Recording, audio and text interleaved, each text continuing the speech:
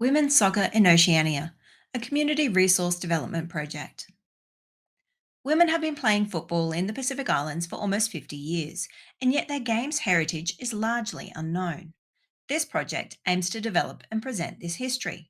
The first part of the project was the publication of a scholarly book documenting the heritage of women's football in the Pacific Islands. This second part of the project creatively reinterprets and builds upon the academic work to develop knowledge sharing resources for Oceania Football Confederation, women's development officers in the region. The ACPIR summer program teamed up academic and book co author Lee McGowan with three student collaborators, Juliet Savage, Taryn Wiley, and Carl Mackenzie, and an HDR student mentor, Amanda Fiedler. Creating the final products was an iterative process as we read, research, consulted, designed, and wrote the brochures. Over the weeks, we spoke with Kylie Bates from UN Women and Casey Simons and Yuka Kanamasu, co authors of the Stage 1 book and experienced researchers of women's sports and communities in the region. The knowledge they generously shared with us expanded our research focus, informed our project goals, and guided us on creating artifacts to encourage and support women in football communities in Oceania. Kylie really brought our attention to the situation for many women in the region, talking over the UN Women's Regional Brief with us and really highlighting the need for cultural sensitivity and awareness. And because of this, we decided to include information about domestic violence and family support centres for each of these regions on their relevant posters. She also encouraged us to frame the sport in a more positive way, leading to us including health benefit factoids on the posters as well.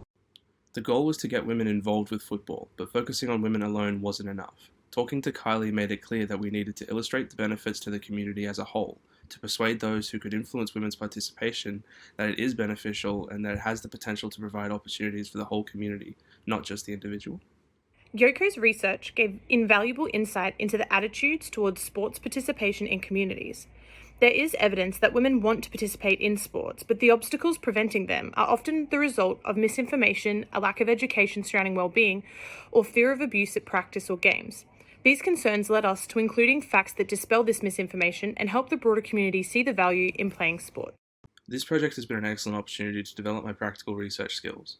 Learning about research outputs in practice has given me a better understanding of how a project like this unfolds and what to expect from my own research as a PhD student. It's been great to see what it's like collaborating with peers and learning from our HDR mentor and stakeholders, and it's always informative to see how the work being done improves the product week by week. It's been an outstanding experience. I'm excited to see how the work our team has done develops further, and I'm looking forward to doing more work on projects like this one in the future. I have developed research skills that will assist me with my further study, and I have made network connections that are invaluable. Personally, I have grown in confidence as a writer and am recognizing that I have a place in academia regardless of my time in study. I am excited to continue to write and to participate in additional projects in the future. I learned so much throughout this project, and it was incredibly beneficial as someone who was just entering the research field for my PhD.